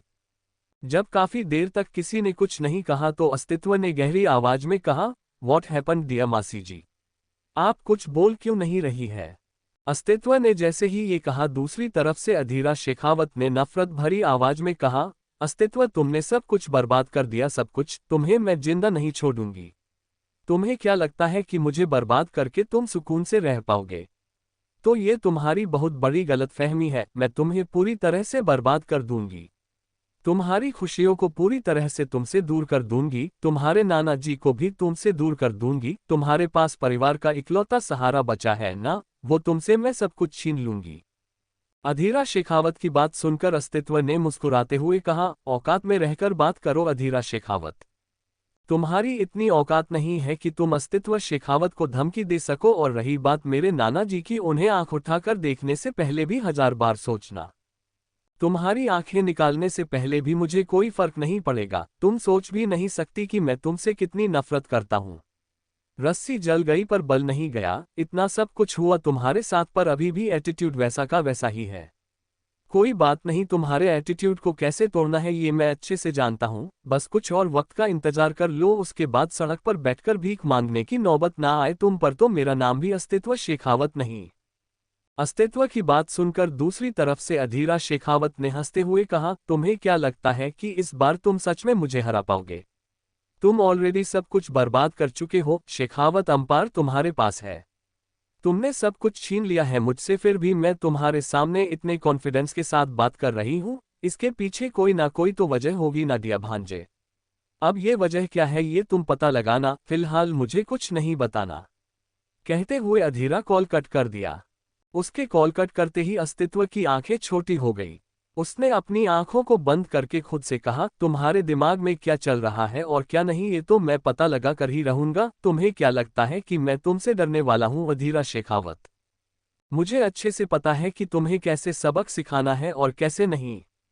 कहते हुए अस्तित्व ने मोबाइल को साइड में रखते हुए कहा, सच में बुरे लोगों की आवाज सुनकर दिमाग खराब हो जाता है। सोचते हुए उसने साइड टेबल पर रखी हुई अमानत की तस्वीर को अपने हाथ में लिया और उसकी तस्वीर को चूमते हुए कहा, पर कोई बात नहीं, एक बार तुम मेरे पास आ जाओ, उसके बाद मुझे किसी से कोई मतलब नहीं है। मुझे बस तुमसे मतलब है, सिर्फ तुमसे। कहते हुए अस्तित्व ने अमानत की तस्वीर को अपने सीने पर रखा और अपनी आंखों को बंद करके लेट गया। नेक्स्ट मॉर्निंग राठौर मैंशन में अमानत इस वक्त सुकून से सो रही थी। तभी मन्नत रूम के अंदर आ गई। उसने अमानत के पास आकर प्यार से उसके सर पर हाथ फेरते हुए कहा, अमानत बच्चा उठ जाओ, कितना सोना है आपको, उठ जाओ। मन्नत के बार बार उठाने के बाद भी अमानत ने अपनी आंखें नहीं खोली। ये देखकर मन्नत ने जोर से उसके गाल पर बाइट कर लिया। मन्नत के इस तरह से बाइट करने की वजह से अमानत अपनी आंखों को खोलकर घबराकर उठकर बैठ गई। उसने आधी नींद में कहा, लंगूर कहीं कि तुम्हारा सर फोड़ देंगे, तुम्हारी हिम्मत कैसे हुई फिर से हमें बाइट करने की? इस बार हम हमारे मम्मा और डैडी को बता देंगे, उसके बाद देखने की वो तुम्हारा क्या करते हैं। बार बार डॉगी की तरह हमें काटते हो ना, देखना डैडी से कहकर तुम्हारे पीछे पागल डॉगी को छोड़ देंगे। मन्नत अमानत की बात सुनकर बड़ी बड़ी आंखों से उसे देख रही थी। काफी देर तक जब अमानत को किसी की आवाज सुनाई नहीं दी तो उसने अपनी आंखें खोलकर देखा। अस्तित्व की जगह पर मन्नत को देखकर उसकी आंखें बड़ी बड़ी हो गई। उसके मुंह से कुछ निकल ही नहीं रहा था। मन्नत ने अपने दोनों हाथ सीने पर बांधते हुए कहा, अमानत क्या कह रही थी आप? जरा फिर से कहिए। मन्नत की बात सुनकर अमानत के मुंह से कुछ निकल ही नहीं रहा था। उसने धीरे से कहा, मम्मा आप यहाँ पर, क्या आपने मुझे बाइट किया? मन्नत ने मुस्कुराते हुए कहा, हाँ बेटा हमने आपको बाइट किया, पर यह बताइए कि आप क्या कह रही थी? जरा फिर से बताना क्योंकि हमने ना ठीक से सुना नहीं। मन्नत की बात सुनकर अमानत ने धीरे से कहा, कुछ भी तो नहीं, शायद हम नींद में कुछ बोल रहे होंगे और आपने सुन लिया होगा। नींद में तो इंसान कुछ भी बोलता है ना मम्मा, तो नींद में बोले गए इंसान की बात को इग्नोर करना चाहिए, तो आप भी इग्नोर कीजिए। अमानत की बात सुनकर मन्नत ने मुस्कुराते हुए कहा, पर बच्चा जो आप बोल रही थी वो इग्नोर करने जैसा तो था नहीं, आपको कौन डॉगी की तरह बाइट करता है? फिर से कहिए, आप किसके पीछे पागल डॉगी छुड़ाना चाहती है वैसे? कहिए। मन्नत की बात सुनकर अमानत के पूरे चेहरे पर लाली छा गई। उसने अपने निचले होंठ को बाइट करते हुए कहा, मम्मा कुछ भी नहीं, हम तो बस ऐसे ही बकबक कर रहे थे। आपको पता है ना हम नींद में कुछ भी बोलते हैं, आप हमारी बातों को इग्नोर किया करो। डैडी कहाँ है? हमें डैडी के साथ बात करनी थी। कहते हुए अमानत जल्दी से बेड से उठकर खड़ी हो गई। मन्नत ने मुस्कुराते हुए कहा, ठीक है मत बताइए, हमें तो पता है कि हमें कैसे अपनी बात को पता करना है। कहते हुए मन्नत मुस्कुराते हुए वहां से चली गई। मन्नत के जाते ही अमानत ने अपने दोनों हाथों से अपने चेहरे को छुपाते हुए कहा, ओह गॉड मम्मा ने बात सुन ली, अगर उन्होंने कुछ गलत समझ लिया तो अस्तित्व शेखावत हम तुम्हारा खून कर देंगे। तुम्हारी वजह से ये सब कुछ हो रहा है, तुम्हारी वजह से पता नहीं अब मम्मा हमारे बारे में क्या सोचेंगी। सच में एक बार मिल जाओ, उसके बाद हम तुम्हारे सर फोड़ देंगे, तुम्हारे दांत तोड़ देंगे, तुम्हारे पैर काट देंगे, तुम्हें टकला कर देंगे। अमानत खुद से बात कर रही थी तभी मन्नत जो कि दरवाजे के पास गई थी, उसने पलटकर अमानत की तरफ देखकर मुस्कुराते हुए कहा, आप हमारे दामाद को इस तरह से बुरा भला नहीं कह सकती, अगर आप हमारे दामाद को इतना बुरा भला कहेंगी तो उनको हिचकी आ जाएगी। मन्नत की बात सुनकर अमानत ने कहा, मम्मा आप हमें परेशान मत करो वरना हम डैडी से शिकायत करेंगे। कहते हुए अमानत जल्दी से बाथरूम में भाग गई। मन्नत भी मुस्कुराते हुए वहां से चली गई। कुछ देर के बाद पूरा राठौर परिवार लिविंग रूम में बैठकर ब्रेकफास्ट कर रहा था। अमानत चुपचाप ब्रेकफास्ट कर रही थी, तभी अथर्व ने अमानत की तरफ देखते हुए कहा, प्रिंसेस आपने आगे की स्टडीज के बारे में क्या सोचा है? अथर्व की बात सुनकर अमानत ने उसकी तरफ देखते हुए कहा, डैडी आपको तो पता है ना, हम बस ग्रेजुएशन कंप्लीट करने के बाद खुद का आर्टवर्क खोलना चाहते हैं, हमें पढ़ाई में कोई इंटरेस्ट नहीं है। अमानत की बात सुनकर अबीर ने कहा, अमानत पढ़ाई में इंटरेस्ट नहीं है तो क्या पढ़ाई नहीं करोगी? अबीर की बात सुनकर अमानत ने अपना चेहरा नीचे झुका लिया, जिसे देखकर अथर्व ने उसे घूरते हुए कहा, अबीर। अबीर ने अथर्व की तरफ देखते हुए कहा, डैड क्या गलत कहा मैंने? पढ़ाई में इंटरेस्ट नहीं है तो क्या पढ़ाई नहीं करेगी? इसे पढ़ाई करनी होगी। ग्रेजुएशन के बाद पोस्ट ग्रेजुएशन भी करनी होगी, और रही बात इसके पैशन की, तो हमने कभी इसके पैशन के लिए मना किया ही नहीं है। इसे अपना आर्टवर्क स्टार्ट करना है, अपना खुद का आर्ट स्टार्ट करना है तो उसमें हम मदद करेंगे, पर पढ़ाई कंप्लीट करनी होगी। उन दोनों की बात सुनकर अमानत ने क्यूट सा फेस बनाते हुए कहा, अरे तो हमने कब मना किया? हम बस पास होने जितनी पढ़ाई करेंगे, उसके अलावा हमसे ज्यादा उम्मीद मत कीजिए। अमानत की बात सुनकर अथर्व की आंखें छोटी हो गई। अमानत ने मासूम सा चेहरा बनाते हुए कहा, डैडी नहीं होती पढ़ाई हमसे, मम्मा से भी तो नहीं होती थी ना। आप मम्मा को तो कुछ नहीं कहते थे ना। अपना नाम आते ही अमानत की बात सुनकर मन्नत ने उसे घूरते हुए कहा, आप इस तरह से अपनी बात हम पर नहीं डाल सकती। रही बात पढ़ाई की, तो हम पढ़ाई में आपके जितने खराब नहीं थे, पढ़ाई में हम 70 तक ले आते थे या फिर 80 तक। मन्नत की बात सुनकर अथर्व ने छोटी आंखों से उसे देखते हुए कहा, मन्नत आपने लास्ट टाइम स्कोर सिर्फ 65 किया था, आपने कभी 65 से ऊपर स्कोर किया ही नहीं है। अथर्व की बात सुनकर मन्नत ने मासूम सा चेहरा बनाते हुए कहा, नहीं किया तो उसमें ये बताने की क्या जरूरत है डेविल? आप अच्छे से भी तो कह सकते थे ना कि हमने इतना स्कोर नहीं किया, याद नहीं दिलाना चाहिए था। वैसे भी 65 कौन से कम होते हैं, 65 बहुत अच्छे हैं। मन्नत की बात सुनकर अमानत ने अपने दोनों हाथ कमर पर रखकर उसकी तरफ देखते हुए कहा, तो फिर मम्मा हमने भी पढ़ाई में इतना स्कोर किया है, आपको फिर हमें भी कंग्रेचुलेशन कहना चाहिए और हमें इनकरेज करना चाहिए इतने अच्छे परसेंट लाने के लिए। आप तो हमारी तारीफ करने की जगह पर हमें सुना रही हो, फिर ये तो गलत बात है। उन दोनों की बात सुनकर अबीर ने कहा, ओके ओके, अभी लड़ाई करना बाद में, पहले अपना ब्रेकफास्ट कंप्लीट कर लो। आपको कॉलेज में जाने के लिए देर हो रही है और हम दोनों को ऑफिस जाने के लिए देर हो रही है। उसकी बात सुनकर उन्होंने अपना सर हिलाया और ब्रेकफास्ट करने लगे। इस वक्त उन चारों के कानों में डोर बेल की आवाज सुनाई दी। डोर बेल की आवाज सुनकर अमानत ने कहा, कौन आया होगा? अमानत की बात पर अबीर ने कहा, मेरा जीजा आया होगा और कौन आएगा? अबीर की बात सुनकर अथर्व घूरकर उसे देखने लगा। अबीर ने मुस्कुराते हुए कहा, मैंने गलत क्या कहा? इस वक्त पर वही आ सकता है, वैसे भी बिना बुलाए आने की आदत उसे ही है। कहते हुए अबीर मुस्कुराने लगा। वही अमानत के गाल गुलाबी हो गए। उसने खुद से कहा, अगर सच में लंगूर आ गया होगा तो पता नहीं सब लोग हमारे बारे में क्या सोचेंगे। भाई तो हमें चिढ़ा चिढ़ा कर पागल कर देंगे। ओह गॉड प्लीज लंगूर तुम मत आना, तुम मत आना। अमानत खुद से ही प्रे कर रही थी। तभी सर्वेंट ने जाकर दरवाजा खोला। चारों की नजरें दरवाजे पर ही बनी हुई थी, क्योंकि कहीं ना कहीं सबको अबीर की बात पर यकीन था कि सच में अस्तित्व ही आया होगा। सर्वेंट ने जैसे ही दरवाजा खोला, दरवाजे से 3 लोग अंदर आ गए। उन तीनों को देखकर कुछ पल के लिए मन्नत की नजरें उन पर ही ठहर गई। अगले ही पल उसके मुंह से चीख निकल गई, अर्नव। कहते हुए मन्नत अपनी जगह से उठकर खड़ी हो गई और दौड़ते हुए सीधा दरवाजे की तरफ चली गई। अर्नव, जो कि मन्नत और साक्षी का बेस्ट फ्रेंड था, जैसे ही उसने मन्नत की आवाज सुनी उसके चेहरे पर मुस्कुराहट आ गई। मन्नत दौड़ते हुए जाकर सीधा अर्नव के गले से लग गई। साक्षी के बाद वो दोनों ही दोस्त बच्चे थे। आयुष का कांटेक्ट तो उनसे सालों पहले ही खत्म हो गया था। वो इस वक्त कहाँ था इसके बारे में उन्हें कुछ भी नहीं पता था। अर्नव ने मुस्कुराते हुए कहा, तुमने मुझे पहचान लिया? मन्नत ने आंसू भरी आंखों से उसकी तरफ देखते हुए कहा, कमीने कहीं के, इतने साल हो गए तुम वापस नहीं आए। तुम्हें पता भी है कि हम तुम्हें कितना ज्यादा याद करते हैं। बस कॉल पर बात करते हो, इंडिया आने में तो तुम्हें मौत आती थी ना। मन्नत की बात सुनकर अर्नव बड़ी बड़ी आंखों से उसकी तरफ देखने लगा। उसने अपने मुंह पर हाथ रखते हुए कहा, हे भगवान, इतनी प्यारी सी लड़की गालियां भी देने लगी है, मुझे तो अपने कानों पर यकीन नहीं हो रहा है। मन्नत और अर्नव अपने आसपास के सभी लोगों को इग्नोर कर रहे थे। अथर्व भी अर्नव को घूरते हुए अपनी जगह से उठकर खड़ा होकर उन लोगों के पास आ गया था। वो जानता था कि अर्नव मन्नत को अपनी बहन की तरह मानता है, जिस वजह से उसने अभी तक कुछ भी नहीं किया था, वरना अब तक वो कब का मन्नत को अर्नव से दूर कर चुका होता। अर्नव के बगल में एक खूबसूरत लड़की खड़ी थी, जिसकी उम्र अर्नव से कम नहीं लग रही थी। दोनों एक उम्र के लग रहे थे और उनसे कुछ दूरी पर एक खूबसूरत सी लड़की खड़ी थी जिसकी उम्र अमानत की जितनी लग रही थी। मन्नत को खुद से दूर करके अर्नव ने मुस्कुराते हुए कहा, श्रेया। श्रेया, जो कि उनकी ही क्लासमेट थी और अर्नव की गर्लफ्रेंड थी, उसने मन्नत की तरफ देखकर मुस्कुराते हुए कहा, हेलो मन्नत।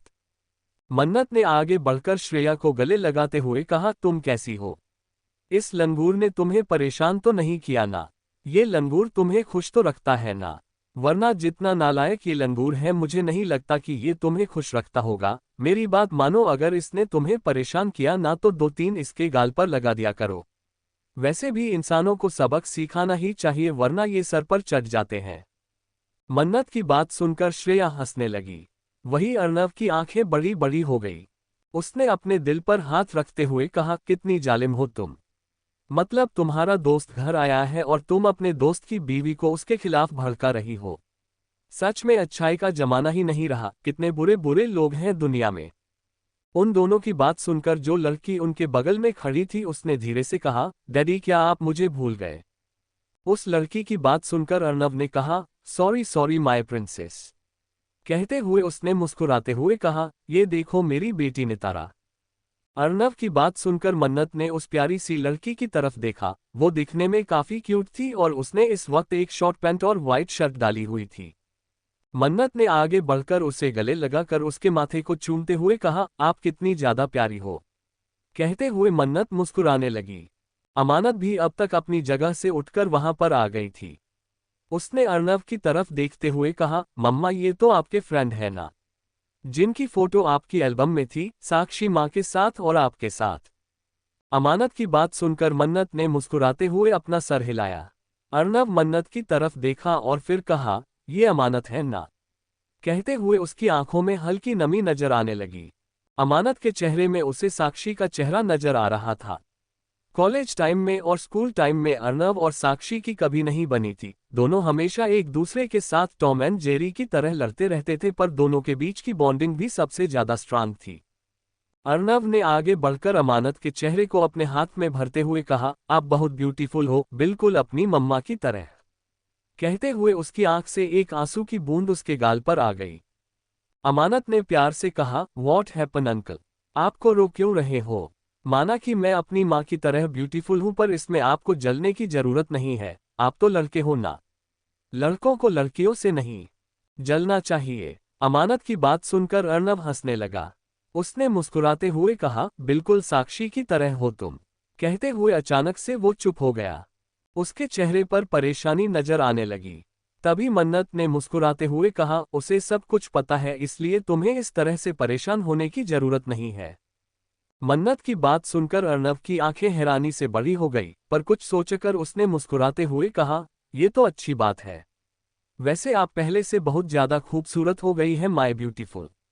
कहते हुए उसने मन्नत की तरफ देखा। मन्नत ने मुस्कुराते हुए कहा, अच्छा, अब जाकर तुम्हें याद आया कि मैं खूबसूरत हो गई हूँ।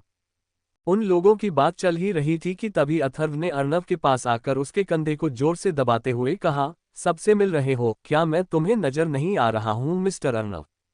अर्नव ने उसकी तरफ देखकर हंसते हुए कहा, बिल्कुल नजर आ रहे हैं मिस्टर राठौर। आपको इग्नोर कर सके इतनी हिम्मत हमारे अंदर कहाँ? हम तो बस अपनी दोस्त से मिल रहे थे। हमें लगा कि आपने हमें इग्नोर कर दिया, पर इस बार तो पासा ही उल्टा हो गया है। वैसे कैसे हैं आप सब लोग? मैं इंडिया शिफ्ट हो रहा हूं, इसलिए हम लोग यहां पर आ गए।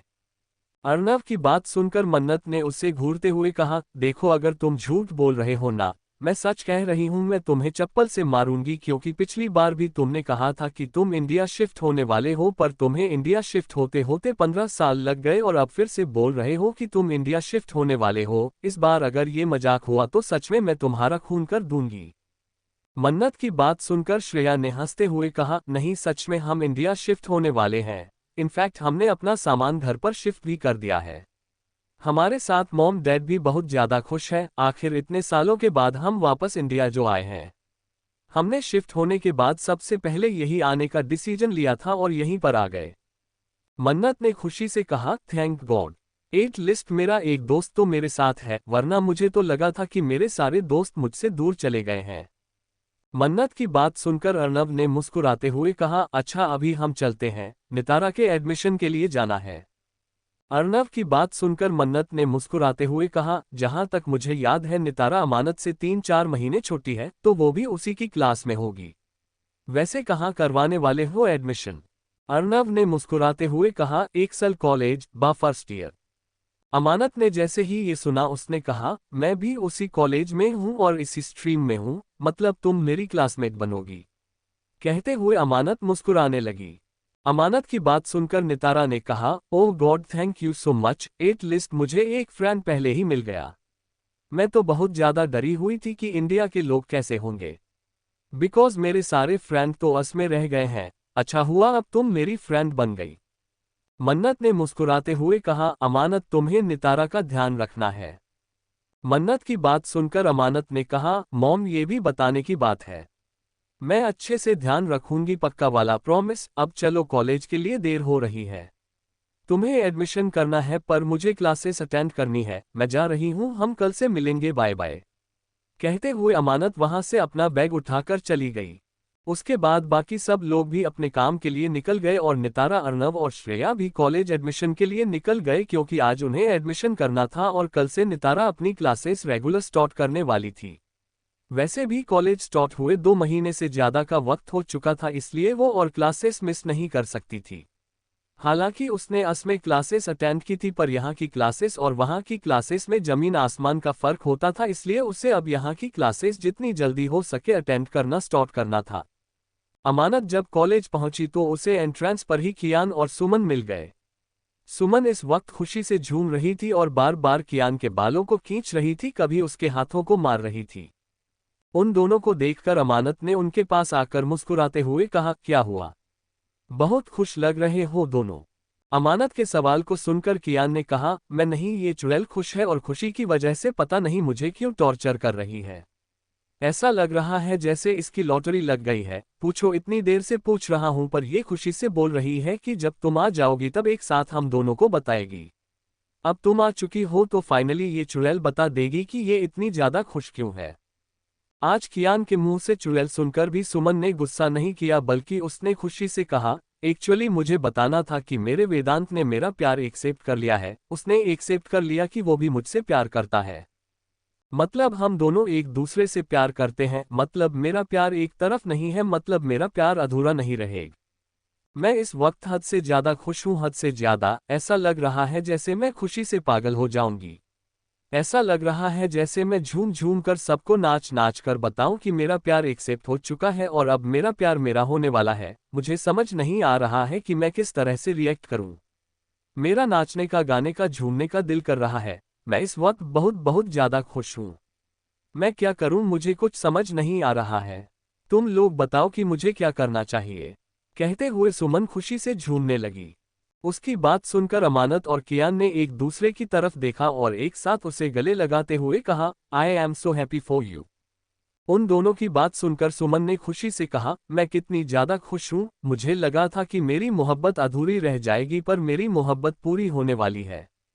फाइनली अब तेरी मेरी दोनों की मोहब्बत पूरी हो जाएगी और शादी के बाद हम दोनों एक ही घर में रहेंगे और तू तो हमारे घर में रामू काका बन जाना, हमारे बच्चों के डायपर चेंज करना, फिर हम तीनों दोस्त साथ में रहेंगे। सुमन की बात सुनकर अमानत जोर जोर से हंसने लगी। वही कियान का चेहरा काला पड़ गया। उसने सुमन के बालों को पकड़कर चिल्लाते हुए कहा, चुड़ैल कही कि मैं तेरे बच्चों के डायपर चेंज करूंगा। क्या मैं तुझे नैनी लगता हूं? मैं इतना हैंडसम इंसान अपने लिए ब्यूटीफुल गर्ल ढूंढ लूंगा और शादी करूंगा, फिर तुम दोनों को जलाऊंगा। देखना मेरे सबसे पहले हैंडसम हैंडसम क्यूट क्यूट बच्चे होंगे। इतने क्यूट बच्चे होंगे कि तुम दोनों जल जल कर कोयला बन जाओगी। कियान की बात सुनकर सुमन ने कहा, तुम्हारे बच्चे तब होंगे जब लड़की मिलेगी, तुम्हारे जैसे नालायक इंसान को लड़की मिलेगी कैसे? और अगर मिलेगी तो मैं उससे बता दूंगी कि तुम एक नंबर के नालायक हो और उसे भगा दूंगी, फिर देखती हूं कि तुम्हें लड़की कैसे मिलती है। तारांकन। सुमन की बात सुनकर अमानत हंसने लगी। कियान ने अपने मुंह पर हाथ रखते हुए कहा, चुड़ैल कहीं की शर्म नहीं आती। सुमन ने मुस्कुराते हुए कहा, काहे की शर्म? जिसने की शर्म उसके फूटे कर्म, अगर शर्म की होती तो अब मेरा प्यार मुझे नहीं मिलता। फाइनली मेरा प्यार मुझे मिल गया, अब मुझे किसी से कोई मतलब नहीं, अब मैं नाचना चाहती हूँ, झूमना चाहती हूँ, मैं गाना गाना चाहती हूँ। उड़ती ही फिरूं हवाओं में कहीं, कहते हुए सुमन यहाँ से वहां डोलने लगी। वो यहाँ से वहां नाचते हुए घूम रही थी कि अचानक से किसी से उसकी जोरदार टक्कर हो गई। अचानक उस शख्स के साथ टक्कर होने की वजह से सुमन नीचे गिरने ही वाली थी कि किसी ने उसे संभालने की कोशिश की, पर सुमन को संभालने के चक्कर में खुद भी सुमन के साथ नीचे गिर गया। नीचे गिरते ही दोनों के मुंह से चीख निकल गई। अमानत और कियान दोनों ने पलट कर देखा तो एक लड़का और सुमन दोनों जमीन पर गिरे हुए थे। सुमन ने चिल्लाते हुए कहा, कमीने अंधे आदमी, तुझे दिखाई नहीं देता? कहते हुए वो गुस्से से उठकर खड़ी हो गई। उसके कपड़ों पर मिट्टी लग चुकी थी। वही वो लड़का जो कि सुमन को बचाने वाला था। सुमन के मुंह से गाली सुनकर उसने चिल्लाते हुए कहा, आर यू क्रेजी? तुम्हारी हिम्मत कैसे हुई बदतमीजी से बात करने की? एक तो खुद पागलों की तरह नाच कर रही थी, क्या कॉलेज नाचने की जगह है या फिर पढ़ने की जगह? तुम्हारे जैसे इडियट लोगों को कॉलेज में आने कौन देता है? कहते हुए वो लड़का भी उठकर खड़ा हो गया। सुमन ने उसे घूरते हुए कहा, अबे तू होता कौन है मुझे बताने वाला कि मैं क्या करूं और क्या नहीं? कॉलेज क्या तूने खरीदा हुआ है? मेरी मर्जी, मुझे जब आना होगा जब आऊंगी, मुझे जैसे बर्ताव करना होगा करूंगी। एक तो तेरी वजह से मैं नीचे गिरी और मुझे सॉरी बोलने की जगह पर तू मेरे साथ बदतमीजी कर रहा है। तू जानता नहीं है कि मैं कितनी खतरनाक हूं, अगर गुस्सा आ गया ना तो तेरा खून कर दूंगी। सुमन को इस तरह से बात करते हुए देखकर अमानत दौड़ते हुए सुमन के पास आ गई। उसने सुमन को घूरते हुए कहा, सुमन क्या कर रही हो? सॉरी कहो, तुम्हारी गलती है। सुमन ने अमानत की तरफ देखकर गुस्से से कहा, मेरी गलती नहीं है, इस लंगूर की गलती है। चश्मिश कहीं का, कहते हुए सुमन गुस्से से उस लड़के को घूरने लगी। लड़के की उम्र 27-28 साल के आसपास लग रही थी, दिखने में काफी हैंडसम, पर आंखों पर चश्मा लगा हुआ था। उस लड़के ने सुमन को घूरते हुए कहा, तुम्हें तो मैं बाद में बताऊंगा। सुमन ने उसे दांत दिखाते हुए कहा, दिखा देना दिखा देना, मैं भी देखती हूं कि क्या दिखते हो। बड़ा आया मुझे दिखाने वाला लंगूर कहीं का। सुमन की बात सुनकर वो लड़का गुस्से से उसे घूरता हुआ वहां से अंदर चला गया। उसके अंदर जाते ही कियान ने सुमन के पास आते हुए कहा, सुमन गलती तुम्हारी थी। तुम हर बार इस तरह से अपनी गलती होने के बावजूद दूसरों पर इल्जाम नहीं डाल सकती। तुम कितनी बदतमीजी से बात कर रही थी उसके साथ, ये गलत है सुमन। सुमन ने कियान को घूरते हुए कहा, मैंने कुछ भी गलत नहीं किया, गलत उसने किया था। उसकी वजह से मैं नीचे गिर गई और मुझे सॉरी कहने की जगह पर उल्टा मुझ पर चिल्ला रहा था। अगर दिमाग खराब हो जाता ना तो मैं उससे चश्मिश का चश्मा तोड़ देती, पर फिलहाल मेरा मूड अच्छा था इसलिए मैंने उसका चश्मा नहीं तोड़ा, वरना अब तक बेचारा रोता फिरता। मेरा चश्मा टूट गया, मेरा चश्मा टूट गया। सुमन की बात सुनकर वो दोनों सुमन को घूरने लगे। आखिर में वो तीनों चुपचाप क्लास में चले गए। अमानत और सुमन क्लास में बैठी हुई ही थी कि तभी उन्हें अपनी क्लास के बच्चों की आवाज सुनाई दी, हमारे मैथ के टीचर चेंज हो गए हैं। सुमन ने जैसे ही ये सुना उसने हंसते हुए कहा, अच्छा हुआ टकला चेंज हो गया, कितना ज्यादा इरिटेटिंग था, हमेशा तुम्हारे पीछे पड़ा हुआ रहता था। सुमन की बात सुनकर अमानत ने कहा, हाँ पर इस बार कोई दूसरा टकला ना आ जाए जो कि मेरी जान के पीछे पड़ जाए। समझ नहीं आता कि आखिर ये मैथ के टीचर्स को मुझसे प्रॉब्लम क्या होती है। अमानत की बात सुनकर सुमन ने मुस्कुराते हुए कहा, पूछना पड़ेगा, वैसे सारे मैथ के टीचर्स को मुझसे कोई प्रॉब्लम नहीं होती, सब लोग मेरे साथ बहुत अच्छे से बर्ताव करते हैं। इनफैक्ट मुझे तो लगता है कि मैं मैथ्स के टीचर्स की फेवरेट हूँ। सुमन की बात सुनकर अमानत ने मुंह बनाते हुए कहा, काश जिस तरह से मेरे पीछे पड़ जाते हैं उस तरह से तेरे भी पीछे पड़ जाए, तेरा भी जीना हराम कर दे और तुझसे भी एक्स्ट्रा होमवर्क करवाए। अमानत की बात सुनकर सुमन ने उसकी तरफ देखते हुए कहा, स्वीट हार्ट, मैं होमवर्क ऑलरेडी कंप्लीट करती हूं तो कोई मुझे 10 बार होमवर्क करने के लिए क्यों कहेगा। वो दोनों बात कर ही रहे थे कि तभी सभी स्टूडेंट्स अपनी जगह से उठकर खड़े हो गए। सुमन भी उठकर खड़ी हो गई। तभी एक हैंडसम सा लड़का अंदर आ गया। उसे देखते ही सभी लोगों ने एक दूसरे की तरफ देखा। वही सुमन की आंखें हैरानी से बड़ी हो गई। उसने खुद से कहा, नहीं नहीं, गलत गलत, ऐसा हो ही नहीं सकता, बिल्कुल नहीं हो सकता। सुमन खुद से बात कर रही थी तभी वो लड़का जिसकी सुमन के साथ टक्कर हुई थी उसने सभी की तरफ देखते हुए कहा, hello everyone, my name is Aditya Upadhyay, आप सबका न्यू मैथ्स प्रोफेसर। उसकी बात सुनते ही सुमन की आंखें हैरानी से बड़ी हो गई। उसने अमानत की तरफ देखा तो अमानत का भी रिएक्शन सुमन से कम नहीं था। दोनों किसी सदमे में गए इंसान की तरह सामने खड़े प्रोफेसर आदित्य की तरफ देख रही थी। ऐसा लग रहा था जैसे दोनों अभी चक्कर खाकर बेहोश होकर गिर जाएंगी। आदित्य ने पूरे रूम में नजरें घुमा कर देखा। जैसे ही उसका ध्यान सुमन पर गया उसकी आंखों पर गुस्सा नजर आने लगा। उसने खुद से कहा, तो ये इडियट लड़की मेरी क्लास में है। कहते हुए उसने अमानत की तरफ देखा जो कि सुमन के हाथ को पकड़कर उसे हिला रही थी।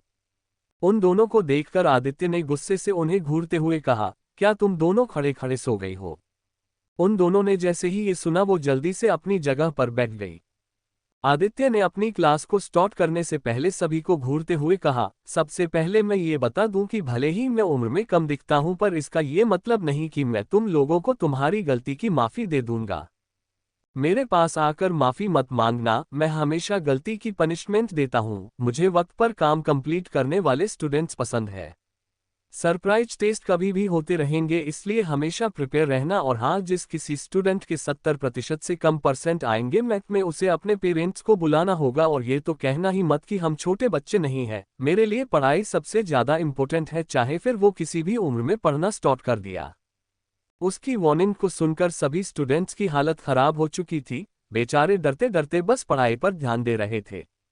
अमानत तो मैथ में कमजोर थी, वही सुमन जो मैथ्स में अच्छी थी। आदित्य को देखकर बेचारी की हालत इतनी खराब हो चुकी थी कि वो पढ़ाई करने की जगह पर बार बार डरते हुए बाहर की तरफ देख रही थी। आखिर में आदित्य ने अभी अभी जो सवाल सबसे पूछा था वो सवाल अमानत और सुमन से पूछ लिया। दोनों का ध्यान तो पढ़ाई पर था ही नहीं इसलिए दोनों अपनी जगह पर खड़ी हो गई। आदित्य ने उन दोनों को घूरते हुए कहा, आप दोनों को क्लास में बैठने के लिए नहीं बल्कि पढ़ने के लिए बुलाया गया है। अगर पढ़ाई में मन नहीं लगता तो घर पर बैठा कीजिए। Get out. मुझे मेरे क्लास में ऐसे स्टूडेंट बिल्कुल भी पसंद नहीं है जो डिसिप्लिन में नहीं रहते। उसकी बात सुनकर उन दोनों ने एक दूसरे की तरफ देखते हुए कहा, पर सर। आदित्य ने उन्हें घूरते हुए कहा, मैंने कहा गेट आउट। आदित्य की बात सुनकर उन दोनों ने एक दूसरे की तरफ देखा और चुपचाप धीमे कदमों से चलते हुए वहां से बाहर चली गई। बाहर आकर सुमन ने दांत पिसते हुए कहा, कमीना, घटिया, वाहियात इंसान, इसकी तो मैं जान ले लूंगी। भाड़े का प्रोफेसर, काहे का प्रोफेसर, समझता क्या है खुद को। इसका मैं खून कर दूंगी, इसकी मैं जान ले लूंगी। इसको तो मैं मार डालूंगी, इसकी ऐसी की तैसी। सुमन लगातार बोलती जा रही थी। वही अमानत हैरानी से उसकी तरफ देख रही थी। उसने सुमन को शांत करते हुए कहा, गलती तुम्हारी थी, तुम्हारी वजह से आज हमारा ये हाल हो रहा है। उसने पर्सनल बदला लिया है, वो भी तुम्हारी वजह से। तुमने उसके साथ लड़ाई की। वो दोनों बात कर ही रही थी कि तभी सुमन का ध्यान अर्नव पर चला गया जो कि नितारा के साथ अभी अभी प्रिंसिपल के केबिन से शायद बाहर आया था। प्रिंसिपल का केबिन उनके फ्लो पर था जिस वजह से अर्नव का ध्यान अमानत पर चला गया।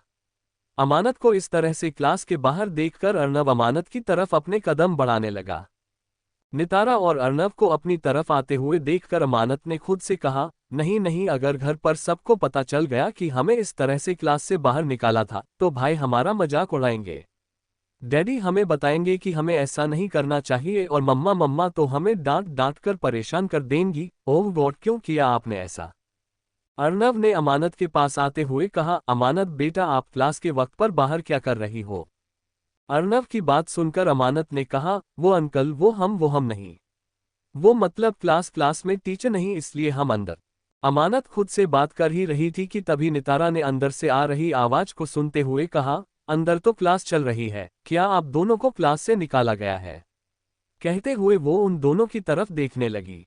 अब अमानत के पास झूठ बोलने का कोई रास्ता नहीं था, इसलिए उसने बस एक ऑकवर्ड सी स्माइल के साथ उन दोनों की तरफ देखा। अमानत की स्माइल को देखकर नितारा हंसने लगी।